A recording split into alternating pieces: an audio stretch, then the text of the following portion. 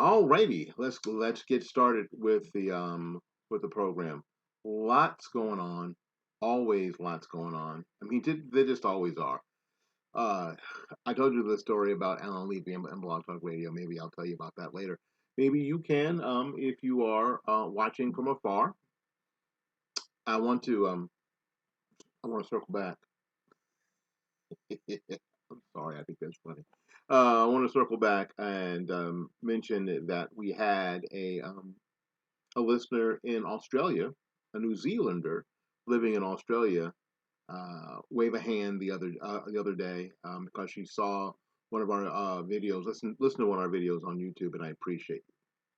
I won't mention your name unless you send me an email telling me that it's okay to.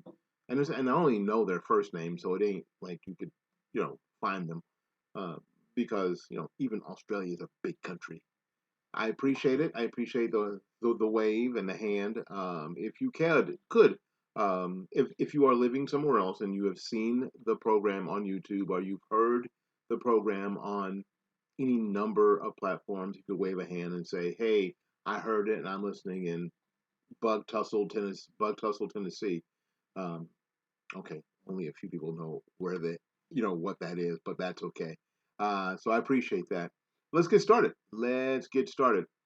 Um, we have to, and I think as we move forward in the next year or so especially, we have to be very careful. And I've said this a long time. Conservatives have to be very careful about what they say and how they say it, because those very same words will come back to bite you.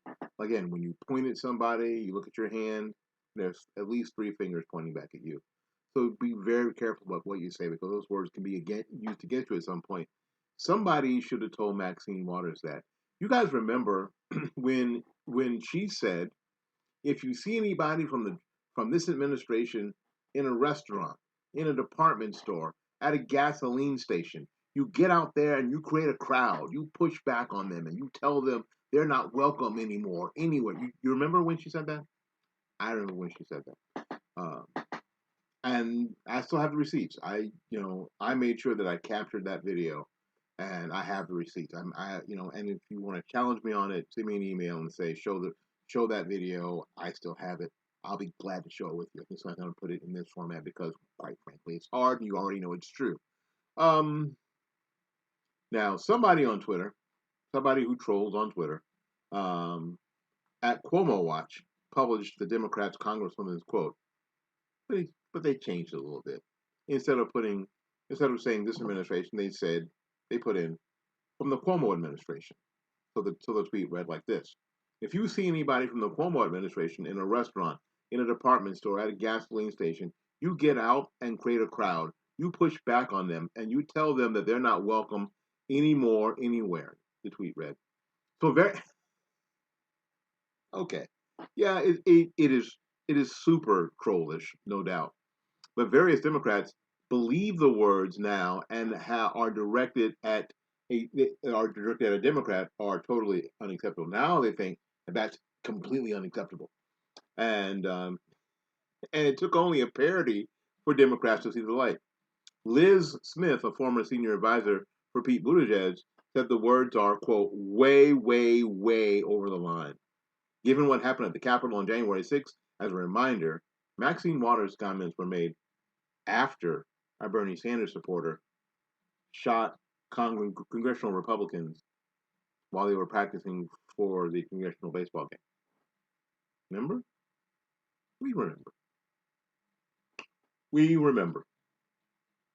So, again, if indeed, Liz Smith, if you've got any words to tell people that they're way over the line, you might want to direct those words at Maxine Waters. Um, Here's another one. What's wrong with you? Threatening violence against duly elected representatives of people of New York is fascism. The hatred unleashed by Trump and his gang of thugs continue to reverberate throughout the country. Enough is enough, tweeted Jeffrey Dinowitz, the New York Democratic State Assemblyman. Now remember where the words came from. The words came from Maxine Waters, directed at people in the Trump administration.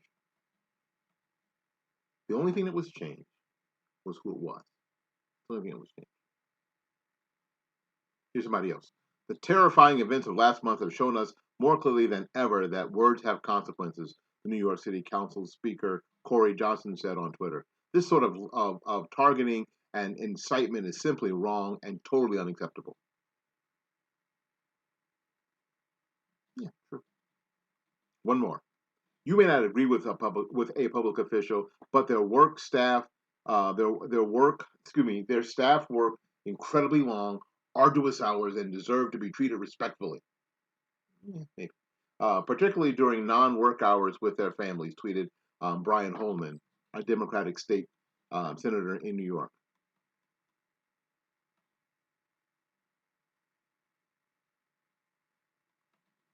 There is one of my favorite albums and one of my favorite songs is Us, and it's from Pink Floyd, the most famous Pink Floyd album of all, Dark Side of the Moon. Um, it's us, and them. Now, at the same time, now a Twitter troll is now looking at 10 years in prison for an anti-Hillary meme he tweeted back 4 years ago. And there are two sets of rules for this country: one for Democrats and one, and the elites, and one for the rest of us. And the former group are the ones enforcing them. Yeah. So again, what we do is that we gather, and you're angry, and what do? We gather these things up, and every time we get a chance to share them, do. Every time you get a chance to share them, do.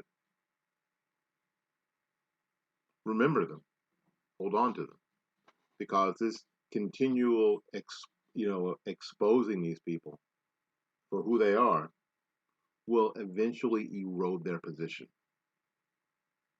They will. It will. It's not going to do it overnight, and there will be pushback, and the mainstream media will cover for them and all that stuff. Yes, but if we are like the Colorado River, we can carve out the Grand Canyon. We'll be back right after these messages.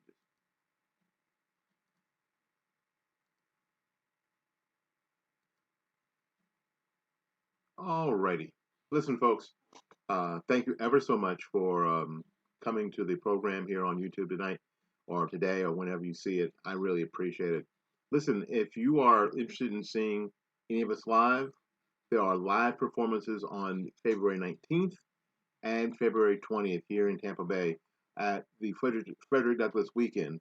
The first performance is going to be, or appearance, I guess, is going to be at the Frederick Douglass meet and greet at Daddy O's Patio, 1822 East 7th Avenue. And that's going to be from that Friday from 6 to 9 p.m. So that'll be great.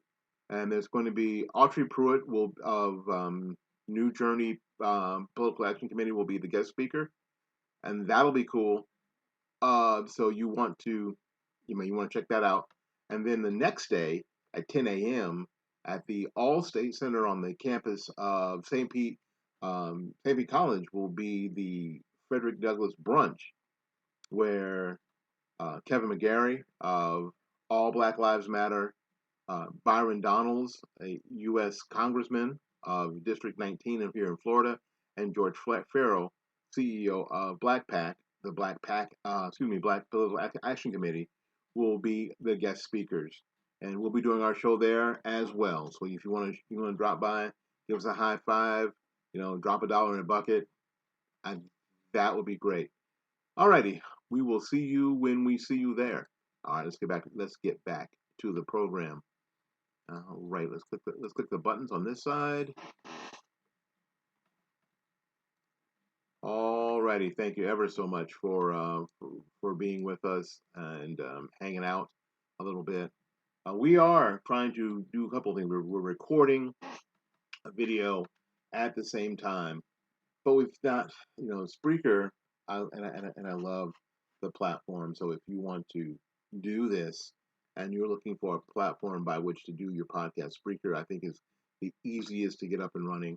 It is not very expensive, and again, it automatically distributes to 10 or 11 different platforms, and it does it automatically. It does it, and you don't have to do anything. So it's fabulous in that sense.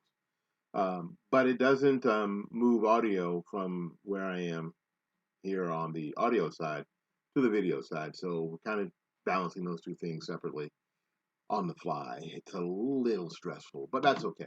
All right, let's quickly get to, and we'll talk about awards later. Let's get to the World Health Organization. Seeing that now we are, as of January 20th, back in the fold, or the wallet's open again, which is this is what it really is. Um, January 22nd, 2021, and this is from the Life site. In what some have suggested is politicized timing, the World Health Organization on Wednesday changed its protocol for COVID-19 tests. Surprise? Shocker. Um, the organization, let's see, which will result in large reductions in the number of positive cases. The body took this action just 1 hour after Joe Biden was sworn in as president of the United States. I guess I had to thank him so much for all the money that's going to now pour in to that organization. On Wednesday, the World Health Organization issued guidance regarding the polymerase chain reaction, the PCR test, we talk about, which is widely used across the globe in order to detect cases of COVID-19. In a short information notice, the WHO referred back to an instruction booklet for COVID testing released in September of 2020, noting that, quote, careful interpretation of weak positive results is needed. The guidance warned against diagnosing someone as having the virus just because he tests positive, excuse me, and this is written weird.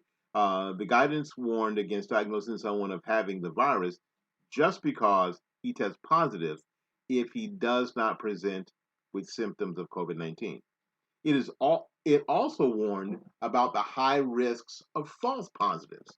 The cycle threshold needed to detect virus is inversely proportionate to the patient's viral load. Where the test results do not respond with clinical presentation, a new specimen should be taken and retested using the same or different NAT technology. So, what we're talking about, the cycle threshold to detect the virus is inversely, that means the other way, proportional to the patient's viral load. So if they have a little bit of viral load, that means you have just, you got a little on you. Get a little bit on you. But it can enough to be detected. That may not mean that you should have been diagnosed at all. You should not have, quote, tested positive. And this is from them, as disease prevalence decreases, the risk of false positive increases. The probability that a person who has a positive result is truly infected with SARS-CoV-2 decreases as the prevalence decreases, irrespective of the claimed specificity.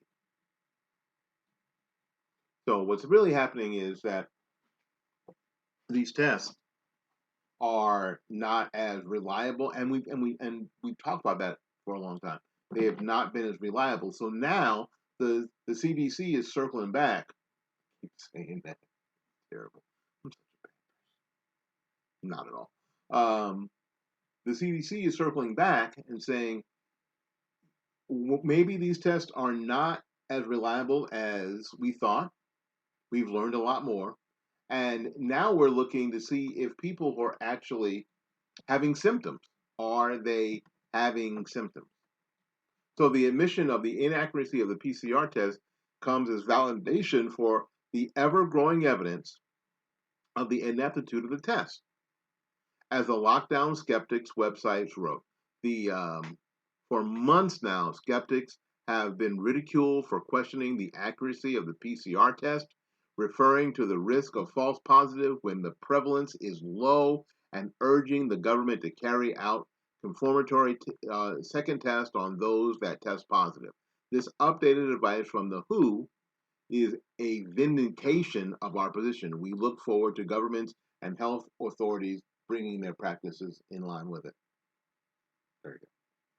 This is something that no, and let me circle back. Nobody here at Fight Back Media is saying that COVID is a hoax. Don't be a dumbass. Nobody's saying. What we are saying is that some of the responses and some of the capriciousness of the responses, especially when it comes to government, especially governments here in the U.S., governors, mayors in the U.S., has been everything but scientific. Everything but scientific. It has been everything but scientific. And we've been told that we need to, quote, follow the science, right? My mayor in my town, where the Super Bowl is being held, last year said that even if the science is 100% wrong, wear a mask. Which was interesting because I thought we were following the science. I thought that the left, I thought the Democrats and the progressives were the ones that believed in science.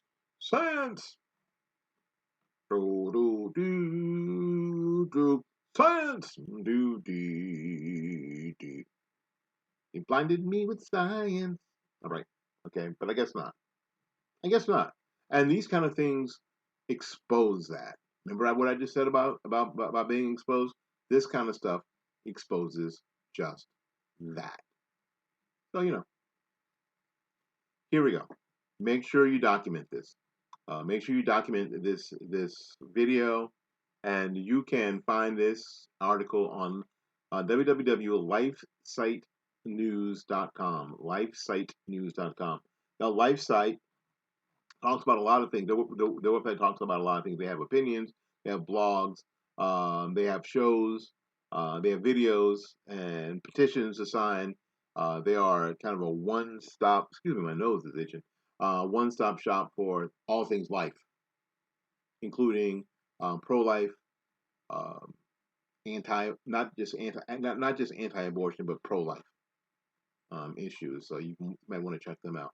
No, I'm not getting any cash from them. I'm not getting an endorsement from them, but it's a source that we use here at Fightback Media, and maybe it's something that you should have access to because a lot of times I talk to conservatives and all you guys watch all day long is MSNBC, like they're the only source, and you just read CNN on you have CNN or you have MSN.com on your browsers, and it's the only thing you listen, the only thing you see, and Fox News when there's so much more information out there.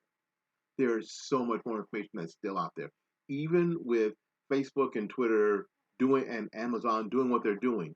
A lot of this information is available for you. This article was written on Friday, which is today. Excuse me, Friday, January 22nd. So it's written a week ago. So it's been out there for a week. And it's on this website. And it would take a lot for Twitter to do anything about it. Twitter can't do a dang nothing about it. I need can Facebook. I guess Google could make it hard to find, but not if I'm telling you about it. I'm telling you about it. www.lifesitenews.com. Check them out. All right, we're going to take a little break. We'll be back with more of the program right after these messages.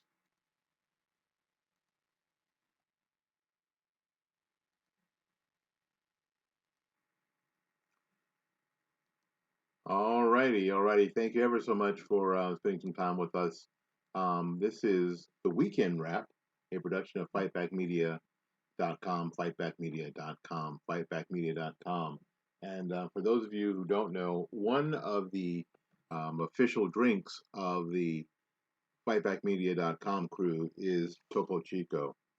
I'm not getting sponsored by them either, but I should be, because Topo Chico is the snit. It is the snit. It is. Can't see that Topo Chico. It's a mineral water, carbonated, not too much carbonation, just right mix. Delicious. And of course, the other one is coffee. Coffee. And Paul, our friend, is working on a Fightback Media coffee blend, and maybe available this year will be Fightback Media coffee that you could have on the morning as you're watching or listening to the morning report here on fightbackmedia.com, fightbackmedia.com, fightbackmedia.com. The year of expansion, y'all. The year of expansion. All right. A lot of people are just a lot of conservatives, a lot of Republicans are all just about Black Lives Matter movement being nominated for a Nobel Peace Prize.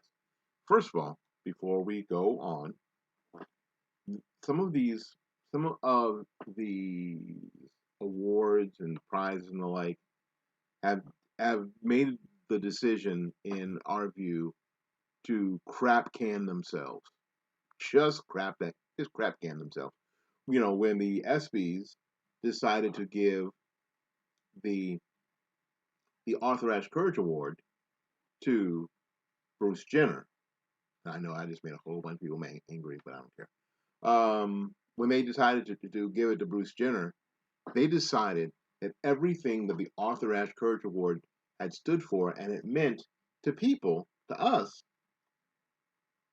it didn't mean that anymore. So they basically took all of that and they put it in the trash. Now, the Nobel Peace Prize decided to do that when they not only nominated but gave the Nobel Peace Prize to Barack Obama. Now, before all y'all just get stupid, if you remember, Barack Obama had just been elected president. Barack Obama basically did nothing, zero, to help with world peace. As a matter of fact, Barack Obama continued if we're going to be brutally honest here, continued the military actions of the Bush administration while condemning them at the same time, which was always kind of blew my mind, but that's kind of how it was. And opened up another front in Afghanistan. We had not been in Afghanistan on an official capacity. I'll say it that way because that's more true than not, until Barack Obama. So how Barack Obama gets actually wins the Nobel Peace Prize, I'm not understanding. But it's in the same vein as this. And this is from our friends at the Tatum Report. Kristen McDonald wrote this today, I guess. Okay. A member of the Norwegian Parliament nominated Black Lives Matter for the 2021 Nobel Peace Prize, praising the movement for its call for systemic change during the summer of 2020. Of course, the summer of violence and the billions in damages was brushed aside. Peter Eid, I believe, is her name, of the Socialist Party, said in his nomination papers that the movement had a hand in forcing countries outside of the U.S. to combat racism and inequality in their respective societies, according to The Guardian. Following the death of George Floyd in Minneapolis police custody in May, Black Lives Matter soared to in international popularity, leading to protests against racism and police brutality in cities across the world, including London, Seoul, Sydney, Rio de Janeiro, and elsewhere. This is what Eid says. I find that one of the key challenges we have seen in America, but also in Europe and Asia, is a kind of increasing conflict based on inequality. Black Lives Matter has become a very important worldwide movement to fight racial injustice. They have had a tremendous achievement in raising global awareness and consciousness about racial injustice. This is this, and this is and this is why we have to gather this material to expose people, and we can expose this guy. Studies have shown that most of the demonstrations organized by Black Lives Matter have been peaceful, Eid said. Of course, there have been incidents, but most of them have been caused by the activities of either the police or counter protesters. And what do you and I know? You and I know that that's not true, right? You and I know that a whole bunch of Trump supporters didn't leave pallets of bricks to be thrown to break out windows and the like. That's what we do know. We do know that there weren't Trump supporters running around painting buildings and setting fires to make Black Lives Matter look bad. That's what we do know, because that's what we have seen. So Eid can cite these mythical studies if he wants to. If he wants to. Late August, Black Lives Matter activists harassed diners eating on the patio of a Mexican restaurant and allegedly demanded they raise their fists. You remember that? Other activists in the movement also surrounded Senator Rand Paul and for several minutes in the streets of Washington D.C. as they attempted to leave the RNC event at the White House. Remember that too? There's people walking across the street.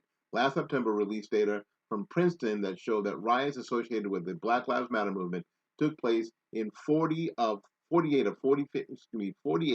of the 50 largest cities in the United States. The Norway-based Nobel Committee is expected to choose the winners of the award in November.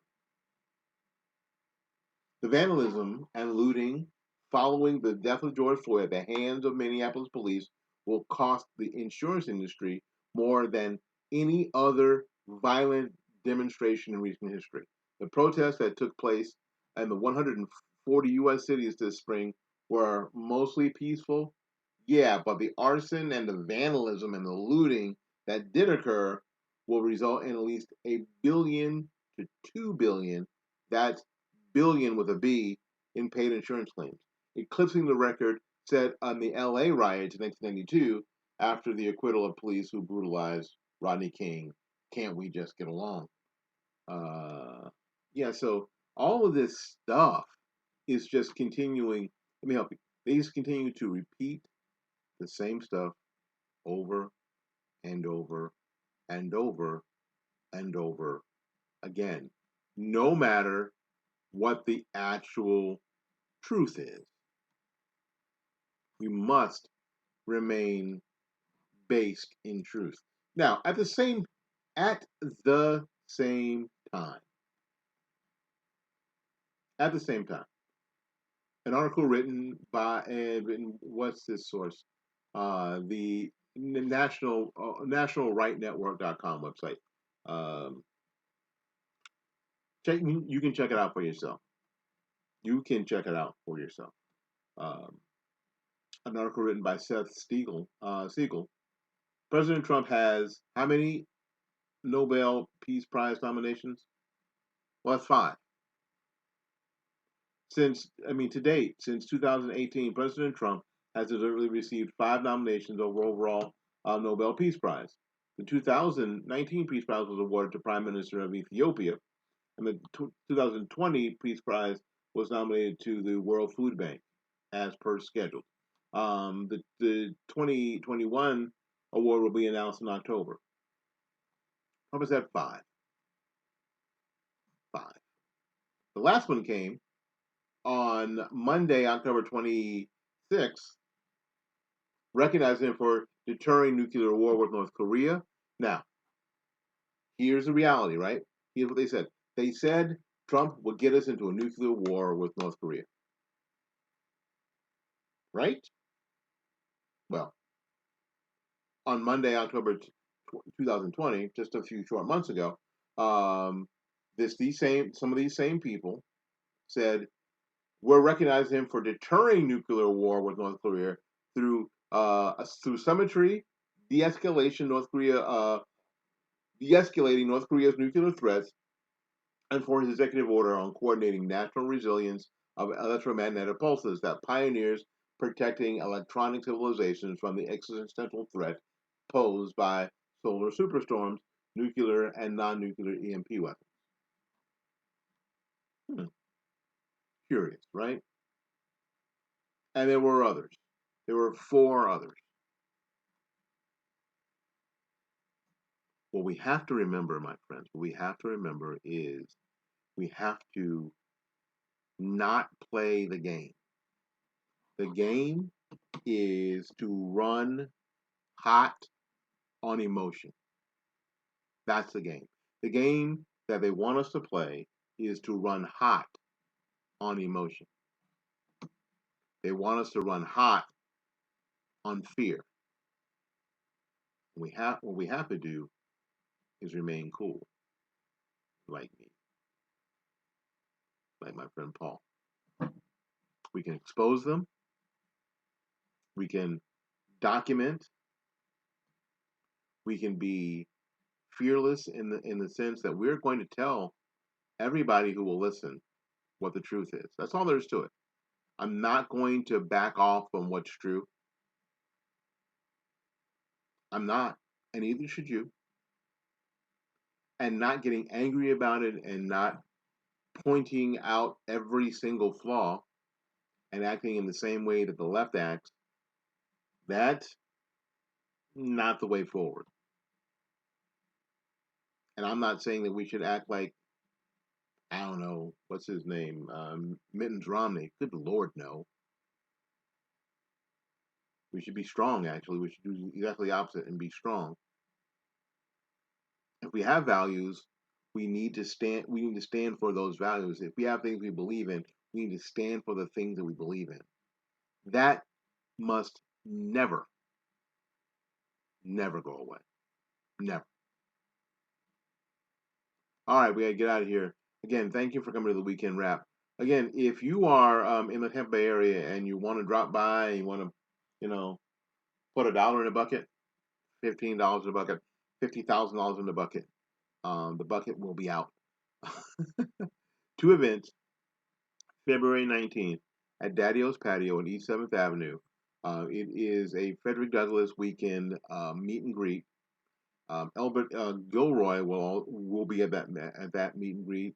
A couple of others. The speaker for the night will be um, the CEO of, let me get this right, New Journey PAC, the New Journey Political Action Committee. He'll be there, and that's going to be at 1822 East 7th Avenue in Ybor City in Tampa, Florida, from 6 p.m. to 9 p.m. We'll be there. A bunch of us, Frederick Douglass folks, will be there. And the next morning, so make sure that when you imbibe safely. Because the next morning at 10 o'clock in St. Petersburg, on the campus of St. Pete College, in the Allstate Center, will be the Frederick Douglass Brunch.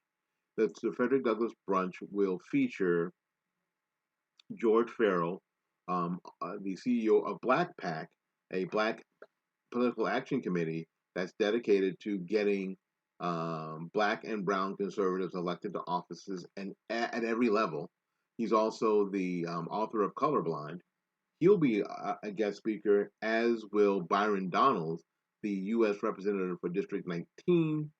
That's Fort Myers, Naples, and also my friend Kevin McGarry, who is the CEO of Every Black Life Matters and the Frederick Douglass Foundation of California. So it's going to be a great Frederick Douglass weekend on February 19th and February 20th, and we'll be there. And you can join us. You can sit down I'll be in the left seat, in the pilot seat, and you can sit down in the co-pilot seat or the not captain seat. And we can have discussion, we can have questions, we can do whatever. Yeah, and I'll bring the tip jar. Hang on. Y'all think I'm kidding. Y'all think I'm kidding. I'm a musician. I have a tip jar, baby. There you go. Willie's got a tip jar.